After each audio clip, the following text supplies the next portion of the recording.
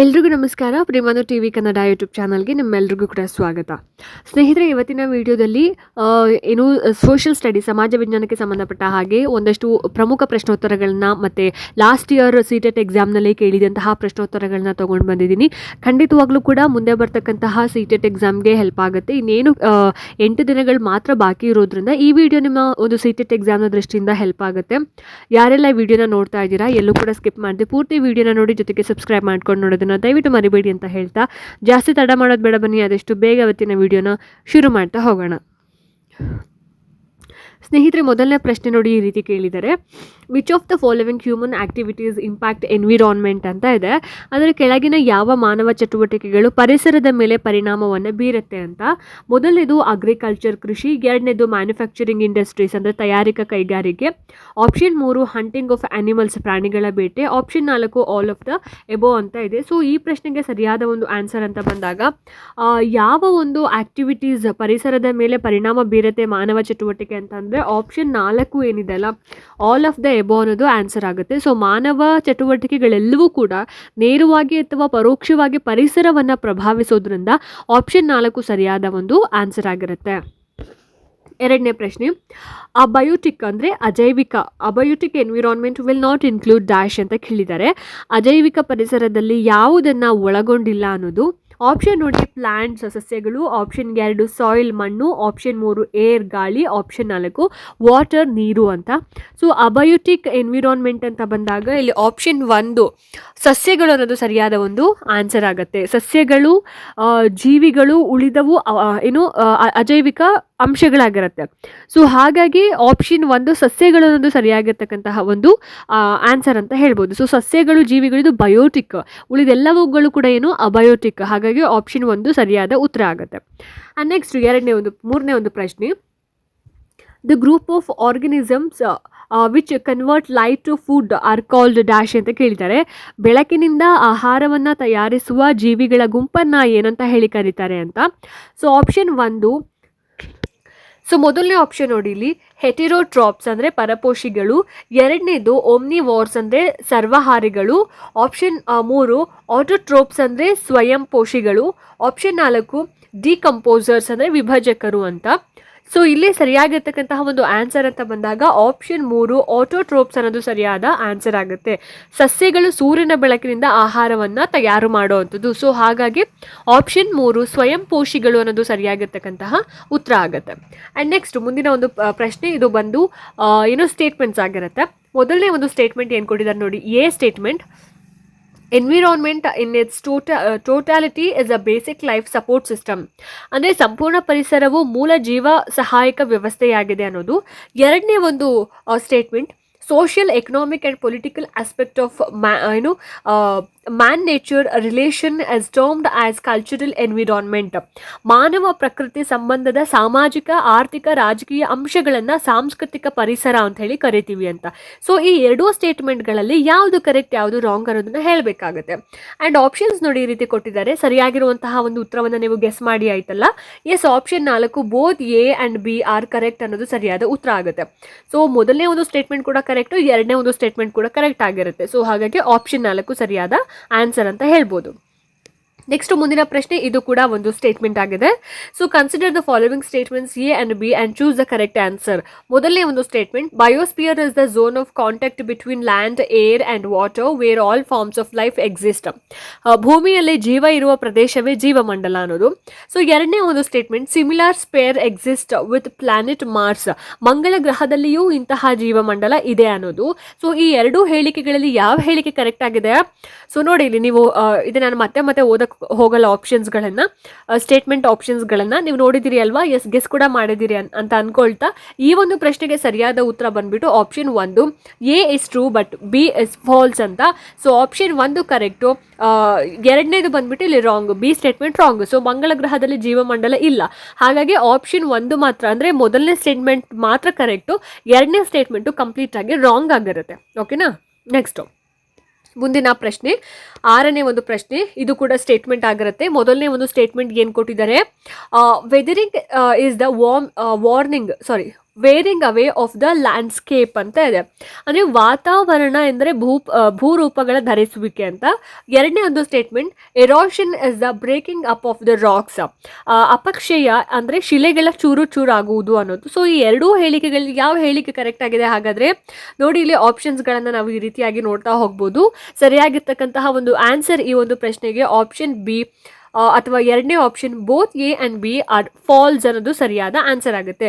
So ಈ ಎರಡೂ ಸ್ಟೇಟ್ಮೆಂಟ್ಸ್ಗಳು ಕೂಡ ರಾಂಗ್ ಆಗಿರ್ತಕ್ಕಂತಹ ಒಂದು ಸ್ಟೇಟ್ಮೆಂಟ್ಸ್. ಸೊ ವೆದರಿಂಗ್ ಅಂತಂದರೆ ಶಿಲೆಗಳ ಒಂದು ಒಡೆಯುವಿಕೆ, ಆ್ಯಂಡ್ ಎರೋಷನ್ ಅಂತ ಹೇಳಿದ್ರೆ ಒಡೆದ ವಸ್ತುಗಳ ಸಾಗಣೆ. ಸೊ ಹಾಗಾಗಿ ಇಲ್ಲಿ ಎರೋಷನ್ ಅಂತಂದರೆ ಏನು ಕೊಟ್ಟಿದ್ದಾರೆ, ಶಿಲೆಗಳ ಚೂರಾಗುವಿಕೆ ಅಂತ ಕೊಟ್ಟಿದ್ದಾರೆ. ಸೊ ಇದು ರಾಂಗ್ ಸ್ಟೇಟ್ಮೆಂಟ್ ಆಗಿರುತ್ತೆ. ಸೊ ಹಾಗಾಗಿ ಆಪ್ಷನ್ 2 ಸರಿಯಾದ ಒಂದು ಆನ್ಸರ್ ಅಂತ ಹೇಳ್ಬೋದು. ಸೊ ನೆಕ್ಸ್ಟ್ ಮುಂದಿನ ಒಂದು ಪ್ರಶ್ನೆ, when a river forms a large bend by twisting and turning its path, it is termed as dash ಅಂತ ಇದೆ. ಅಂದರೆ ನದಿ ತಿರುವು ಮರುವುಗಳಿಂದ ದೊಡ್ಡ ವಕ್ರವನ್ನು ರೂಪಿಸ್ಕೊಂಡ್ರೆ ಅದನ್ನು ನಾವು ಏನಂತ ಹೇಳಿ ಕರಿತೀವಿ ಅಂತ.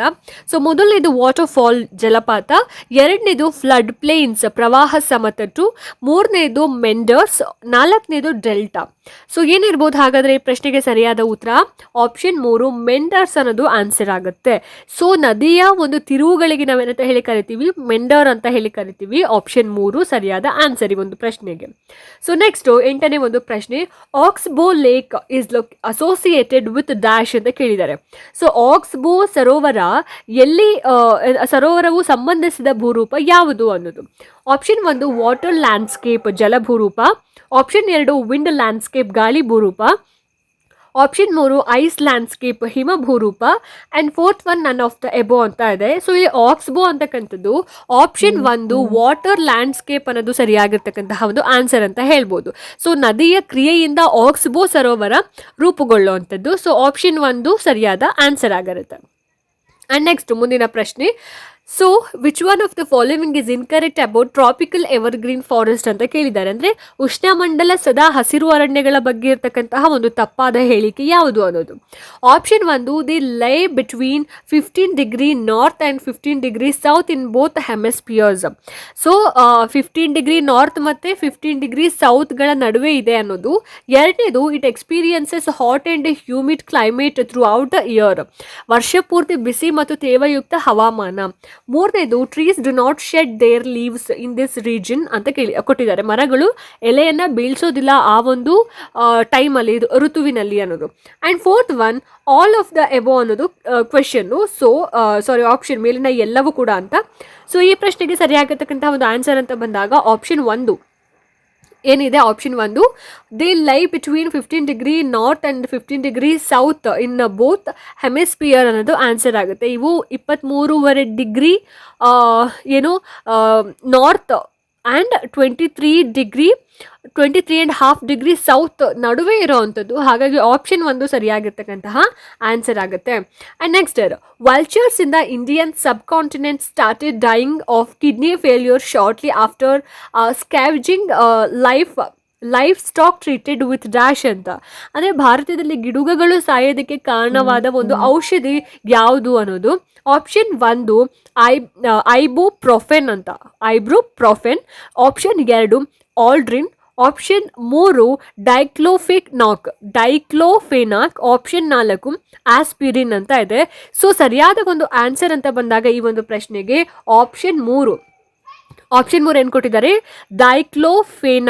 ಡೈಕ್ಲೋಫೆನಾಕ್. ಇದು ಪಶುಗಳಿಗೆ ನೀಡಿದ ಈ ಒಂದು ಔಷಧಿ ಗಿಡುಗಗಳಿಗೆ ಮಾರಕ ಆಗುವಂಥದ್ದು. ಸೊ ಹಾಗಾಗಿ ಆಪ್ಷನ್ 3 ಸರಿಯಾದ ಆನ್ಸರ್ ಆಗುತ್ತೆ. Next question, the place, people, things and nature that surround any living organisms R called dash ಅಂತ. ಜೀವಿಗಳನ್ನು ಸುತ್ತುವರೆದಿರುವ ಸ್ಥಳ, ಜನ, ವಸ್ತು, ಪ್ರಕೃತಿ ಏನಂತ ಹೇಳಿ ಕರೆಯಲ್ಪಡುತ್ತೆ. ಆಪ್ಷನ್ 1 ಎನ್ವಿರಾನ್ಮೆಂಟ್ ಪರಿಸರ, ಆಪ್ಷನ್ 2 ಬಯೋಟಿಕ್ ರಿಸೋರ್ಸಸ್ ಜೈವಿಕ ಸಂಪನ್ಮೂಲ, ಆಪ್ಷನ್ 3 ಲಿಥೋಸ್ಪಿಯರ್ ಶಿಲಾಮಂಡಲ, ಆಪ್ಷನ್ 4 ಸರೌಂಡಿಂಗ್ ಅಂತ ಇದೆ. ಸೊ ಇದು ಎಲ್ಲ ಅಂದರೆ ಪರಿಸರ ಆಗಿರ್ಬೋದು, ಜನ ಆಗಿರ್ಬೋದು, ವಸ್ತು ಆಗಿರ್ಬೋದು, ಹಾಗೆಯೇ ಹಾಗೆಯೇ ಪ್ರಕೃತಿ ಇದೆಲ್ಲವನ್ನ ಸೇರಿಸಿ ನಾವು ಪರಿಸರ ಅಂತ ಹೇಳಿ ಕರಿತೀವಿ, ಎನ್ವಿರಾನ್ಮೆಂಟ್ ಅಂತ. ಆಪ್ಷನ್ 1 ಸರಿಯಾದ ಉತ್ತರ ಆಗುತ್ತೆ. ಅಂಡ್ ನೆಕ್ಸ್ಟ್ ಮುಂದಿನ ಪ್ರಶ್ನೆ, which of the following is the greatest imaginary line on the earth? ಭೂಮಿಯ ಅತ್ಯಂತ ದೊಡ್ಡ ಕಲ್ಪಿತ ರೇಖೆ ಯಾವುದು ಅನ್ನೋದು. ಆಪ್ಷನ್ 1 ಟ್ರಾಪಿಕ್ ಆಫ್ ಕ್ಯಾನ್ಸರ್, ಕರ್ಕಾಟಕ ವೃತ್ತ. ಆಪ್ಷನ್ 2 ಟ್ರಾಪಿಕ್ ಆಫ್ ಕ್ಯಾಪ್ರಿಕಾನ್, ಮಕರ ವೃತ್ತ. ಆಪ್ಷನ್ 3 ಈಕ್ವೇಟರ್, ಭೂಮಧ್ಯ ರೇಖೆ. ಆಪ್ಷನ್ 4 ಆರ್ಕ್ಟಿಕ್ ಸರ್ಕಲ್, ಆರ್ಕ್ಟಿಕ್ ವೃತ್ತ ಅಂತ. ಸೊ ಈ ಪ್ರಶ್ನೆಗೆ ಆನ್ಸರ್ ಬಂದ್ಬಿಟ್ಟು ಆಪ್ಷನ್ 3 ಈಕ್ವೇಟರ್, ಭೂಮಧ್ಯ ರೇಖೆ ಅನ್ನೋದು ಸರಿಯಾದ ಆನ್ಸರ್ ಆಗುತ್ತೆ.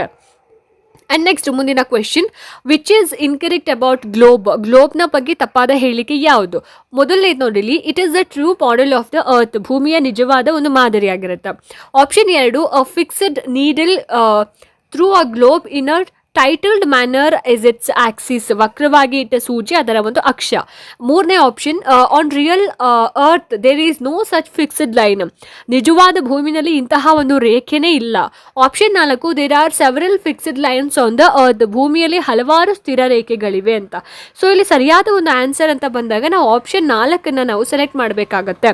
ಭೂಮಿಯಲ್ಲಿ ಹಲವಾರು ಸ್ಥಿರ ರೇಖೆಗಳಿವೆ ಅಂತ ಇರುವಂತಹ ಒಂದು ಆಪ್ಷನ್ ಏನಿದೆ ಅದು ಗ್ಲೋಬ್ನ ಬಗ್ಗೆ ಇರುವಂತಹ ಒಂದು ರಾಂಗ್ ಸ್ಟೇಟ್ಮೆಂಟ್ ಆಗಿರುತ್ತೆ. ಹಾಗಾಗಿ ಆಪ್ಷನ್ 4 ಸರಿಯಾದ ಉತ್ತರ ಆಗುತ್ತೆ ಈ ಒಂದು ಪ್ರಶ್ನೆಗೆ. ನೆಕ್ಸ್ಟ್ ಮುಂದಿನ ಒಂದು ಪ್ರಶ್ನೆ, ಇದು ಒಂದು ಮ್ಯಾಚ್ ದ ಫಾಲೋವಿಂಗ್ ಆಗಿರುತ್ತೆ. ಸೊ ಲಿಸ್ಟ್ 1 ಆ್ಯಂಡ್ ಲಿಸ್ಟ್ 2ನಲ್ಲಿ ಲಿಸ್ಟ್ 1ನಲ್ಲಿ ಬಂದ್ಬಿಟ್ಟು 180 ಡಿಗ್ರಿ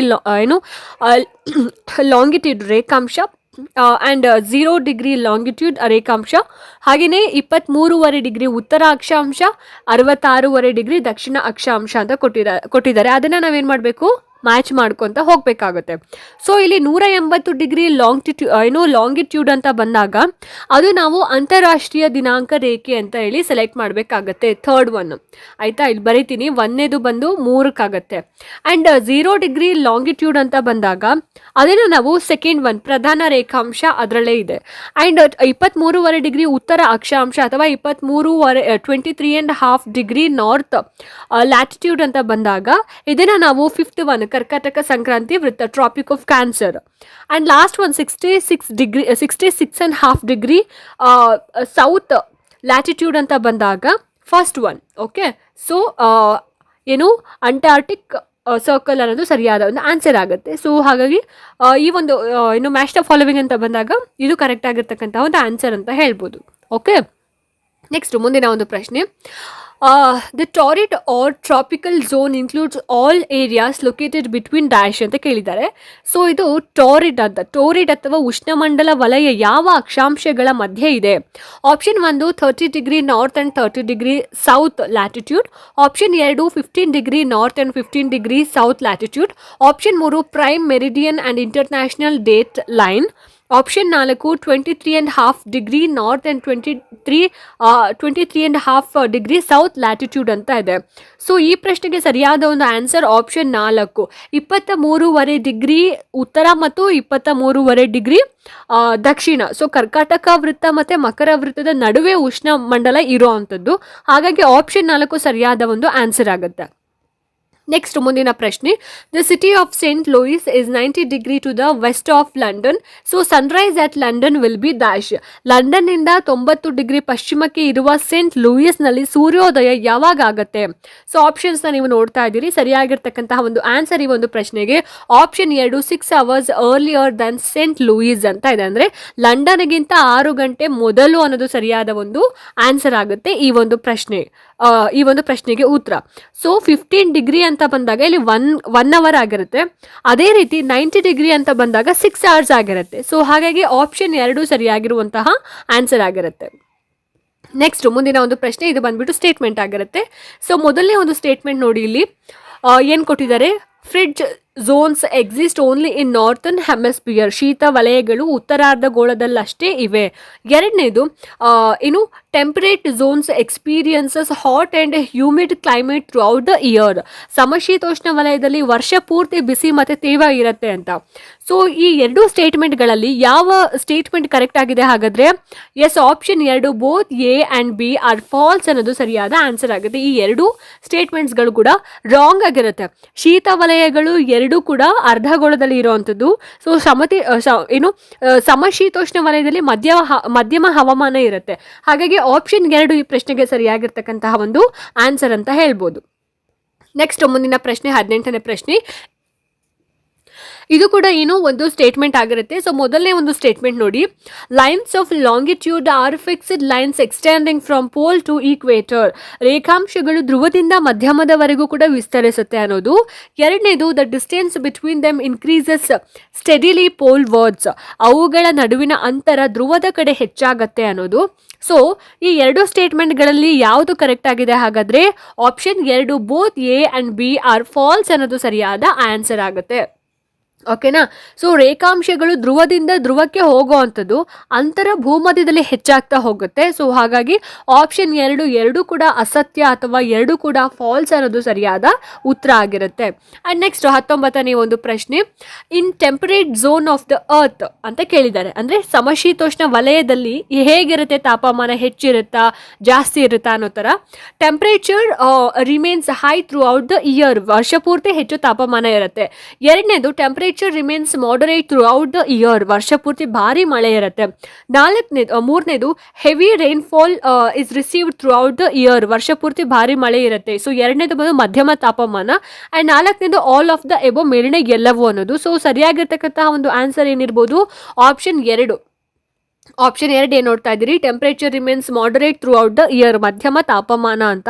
ಸೊ ಇದು ನೇದರ್ ಟೂ ಹಾಟ್ ನಾರ್ ಟೂ ಕೋಲ್ಡ್. ಸೊ ಆ ರೀತಿ ಕ್ಲೈಮೇಟ್. ಹಾಗಾಗಿ ಆಪ್ಷನ್ 2 ಸರಿಯಾಗಿರ್ತಕ್ಕಂತಹ ಒಂದು ಆನ್ಸರ್ ಅಂತ ಹೇಳ್ಬೋದು. ಅಂಡ್ ನೆಕ್ಸ್ಟ್ 20ನೇ ಒಂದು ಪ್ರಶ್ನೆ, which of the following shows the general structure of continents or countries. ಖಂಡಗಳು ಅಥವಾ ದೇಶಗಳ ಸಾಮಾನ್ಯ ರಚನೆಯನ್ನ ತೋರಿಸ್ತಕ್ಕಂತಹ ನಕ್ಷೆಗಳು ಯಾವುದು?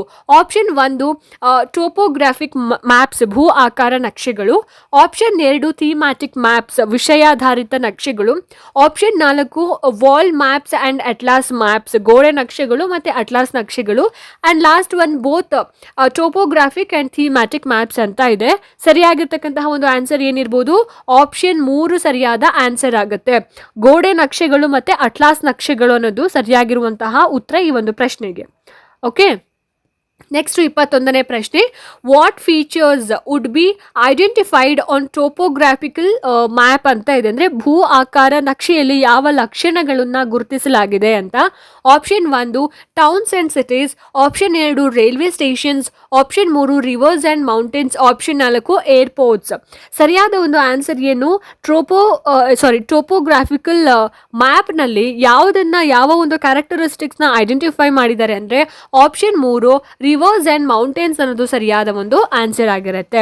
ಸೊ ನೆಕ್ಸ್ಟ್ 22ನೇ ಒಂದು ಪ್ರಶ್ನೆ, which one of the following is not a part of thematic map. ವಿಷಯಾಧಾರಿತ ನಕ್ಷೆಯ ಭಾಗ ಅಲ್ಲದೆ ಇರೋವಂಥದ್ದು ಯಾವುದು? Option 1 weather map. Option 2 vegetation map. Option 3 population map. And 4ನೇ ಆಪ್ಷನ್ ಬಂದು ಡೀಟೇಲ್ ಆಫ್ ಸ್ಟ್ರೀಟ್ಸ್ ಅಂತ ಇದೆ, ಬೀದಿಗಳ ಒಂದು ವಿವರ ಅಂತ. ಸೊ ಇಲ್ಲಿ ಥೀಮ್ಯಾಟಿಕ್ ಮ್ಯಾಪಲ್ಲಿ ಯಾವುದು ಒಂದು ಪಾರ್ಟ್ ಅಲ್ಲ ಅಂತ ಅಂದರೆ ಆಪ್ಷನ್ 4 ಡೀಟೇಲ್ಸ್ ಆಫ್ ಸ್ಟ್ರೀಟ್ಸ್ ಅನ್ನೋದು ಸರಿಯಾಗಿರ್ತಕ್ಕಂತಹ ಒಂದು ಆನ್ಸರ್ ಅಂತ ಹೇಳ್ಬೋದು. ನೆಕ್ಸ್ಟು 23ನೇ ಒಂದು ಪ್ರಶ್ನೆ ಬಂದು ಇದು ಸ್ಟೇಟ್ಮೆಂಟ್ ಆಗಿರುತ್ತೆ. ಸೊ ಮೊದಲನೇ ಒಂದು statement, in summer low pressure is created over central Asia. ಬೇಸಿಗೆಯಲ್ಲಿ ಮಧ್ಯ ಏಷ್ಯಾದಲ್ಲಿ ಕಡಿಮೆ ವಾಯು ಒತ್ತಡ ಉಂಟಾಗತ್ತೆ. ಸೊ ಎರಡನೇದು, in summer air flows from land to sea in India subcontinent. ಬೇಸಿಗೆಯಲ್ಲಿ ಭಾರತದಲ್ಲಿ ಗಾಳಿ ಭೂಮಿಯಿಂದ ಸಮುದ್ರಕ್ಕೆ ಬೀಸತ್ತೆ ಅನ್ನೋದು. ಸೊ ಈ ಪ್ರಶ್ನೆಗೆ ಸಾರಿ, ನನಗೆ ವಾಯ್ಸ್ ಸ್ವಲ್ಪ ಪ್ರಾಬ್ಲಮ್ ಇದೆ, ಅಡ್ಜಸ್ಟ್ ಮಾಡ್ಕೊಳ್ಳಿ. ಹೋಪ್ ನನ್ನ ವಾಯ್ಸ್ ಕ್ಲಿಯರಾಗಿ ಕೇಳಿಸ್ತಿದೆ ಅಂತ ಅನ್ಕೊತಾ ಇದ್ದೀನಿ. ಸೊ ಇಲ್ಲಿ ಎರಡು ಸ್ಟೇಟ್ಮೆಂಟ್ಗಳಲ್ಲಿ ಯಾವ ಒಂದು ಸ್ಟೇಟ್ಮೆಂಟ್ ಸರಿಯಾಗಿದೆ ಅನ್ನೋದನ್ನು ನೀವು ಗೆಸ್ ಮಾಡಿದ್ದೀರಲ್ಲ. ಸೊ ಆಪ್ಷನ್ಸ್ನ ನಾವು ಈ ರೀತಿ ನೋಡ್ತಾ ಇದ್ದೀವಿ. ಸರಿಯಾಗಿರ್ತಕ್ಕಂತಹ ಒಂದು ಆನ್ಸರ್ ಅಂತ ಬಂದಾಗ ಆಪ್ಷನ್ 1 ನೋಡಿ, ಇಲ್ಲಿ A is true, B is false ಅಂತ ಇದೆ. ಅಂದರೆ ಎ ಕರೆಕ್ಟ್ ಆಗಿದೆ, ಬಟ್ ಬಿ ಸ್ಟೇಟ್ಮೆಂಟ್ ಏನಿದೆ ರಾಂಗ್ ಸ್ಟೇಟ್ಮೆಂಟ್ ಅಂತ. ಬೇಸಿಗೆಯಲ್ಲಿ ಗಾಳಿ ಸಮುದ್ರದಿಂದ ಭೂಮಿಗೆ ಬೀಸೋ ಅಂಥದ್ದು. ಸೊ ಹಾಗಾಗಿ ಇಲ್ಲಿ ಕೊಟ್ಟಿರ್ತಕ್ಕಂತಹ ಒಂದು ಸ್ಟೇಟ್ಮೆಂಟ್ ಇಲ್ಲಿ ರಾಂಗ್ ಆಗಿದೆ, B statement. So A statement ಮಾತ್ರ ಇಲ್ಲಿ ಕರೆಕ್ಟ್ ಆಗಿದೆ ಅಂತಕ್ಕಂಥದ್ದು. ಓಕೆ, ನೆಕ್ಸ್ಟು 24ನೇ ಒಂದು ಕ್ವೆಶನ್, ಇದು ಕೂಡ ಏನು ಸ್ಟೇಟ್ಮೆಂಟ್ ಆಗಿರುತ್ತೆ. ಸೊ ಮೊದಲನೇ ಒಂದು statement, green house effect keeps the earth's atmosphere warm. Green house effect ಅಂತ ಅಂದರೆ ಏನು, ಇಲ್ಲಿ ಹಸಿರು ಮನೆ ಪರಿಣಾಮ ಭೂಮಿಯನ್ನು ಬೆಚ್ಚಗಿರಿಸುತ್ತೆ ಅನ್ನೋದು. ಸೊ ಬಿ ಒಂದು ಸ್ಟೇಟ್ಮೆಂಟ್ ನೋಡಿ, organ is a green house gas. Organ ಒಂದು ಹಸಿರು ಮನೆ ಅನಿಲ ಅಂತ ಇದೆ. ಸೊ ಇಲ್ಲಿ ಈ ಪ್ರಶ್ನೆಗೆ ಕರೆಕ್ಟ್ ಆಗಿರ್ತಕ್ಕಂತಹ ಒಂದು ಆನ್ಸರ್ ಏನು ಅಂತ ಹೇಳಿದ್ರೆ option 1 A is true, B is false. A correct ಆಗಿದೆ, ಬಿ ಸ್ಟೇಟ್ಮೆಂಟ್ಸ್ ರಾಂಗ್ ಆಗಿದೆ. ಸೊ ಆರ್ಗನ್ ಅನ್ನೋದು ಗ್ರೀನ್ ಹೌಸ್ ಗ್ಯಾಸ್ ಅಲ್ಲ. ಹಾಗಾಗಿ ಆಪ್ಷನ್ ಏನೋ ಎ ಮಾತ್ರ ಕರೆಕ್ಟು, ಎ ಸ್ಟೇಟ್ಮೆಂಟ್ ಮಾತ್ರ ಕರೆಕ್ಟು, ಬಿ ಸ್ಟೇಟ್ಮೆಂಟು ರಾಂಗ್ ಅಂತಕ್ಕಂಥದ್ದು. ಓಕೆ, ಸೊ ನೋಡೋದಲ್ಲ ಸ್ನೇಹಿತರೆ, ಇದಾಗಿತ್ತು ಇವತ್ತಿನ ಸೋಷಿಯಲ್ ಸ್ಟಡೀಸ್. ಅದರಲ್ಲೂ ಕೂಡ ಜಿಯೋಗ್ರಫಿಗೆ ಸಂಬಂಧಪಟ್ಟ ಹಾಗೆ ಒಂದಷ್ಟು ಇಂಪಾರ್ಟೆಂಟ್ ಕ್ವೆಶನ್ಸ್ಗಳನ್ನು ತೊಗೊಂಡು ಬಂದಿದ್ದೆ. ಈ ಒಂದು ವಿಡಿಯೋ ನಿಮ್ಮೆಲ್ಲರಿಗೂ ಕೂಡ ಇಷ್ಟ ಆಗಿದೆ, ಅನುಕೂಲ ಆಗಿದೆ ಅಂತ ಭಾವಿಸ್ತೀನಿ. ಇಷ್ಟ ಆಯಿತು ಅಂತಂದರೆ ದಯವಿಟ್ಟು ಲೈಕ್ ಮಾಡಿ, ಶೇರ್ ಮಾಡಿ, ಹಾಗೆ ನಿಮ್ಮ ಅನಿಸಿಕೆ ಅಭಿಪ್ರಾಯಗಳೇನೇ ಇದ್ರೂ ಕೂಡ ನನಗೆ ಕಮೆಂಟ್ ಸೆಕ್ಷನಲ್ಲಿ ತಿಳಿಸಿ ಅಂತ ಹೇಳ್ತಾ, ಇದೇ ರೀತಿ ಹೆಚ್ಚಿನ ವೀಡಿಯೋಸ್ಗಳಿಗೋಸ್ಕರ ನಿರಂತರವಾಗಿ ನನ್ನ ಚಾನಲನ್ನು ನೋಡ್ತಾ ಇರಿ. ಮುಂದಿನ ವೀಡಿಯೋಸ್ಗಳಲ್ಲಿ ನಾನು ನಿಮಗೆ ಸಿಗ್ತೀನಿ. ಅಲ್ಲಿ ತನಕ ಎಲ್ರಿಗೂ ನಮಸ್ಕಾರ.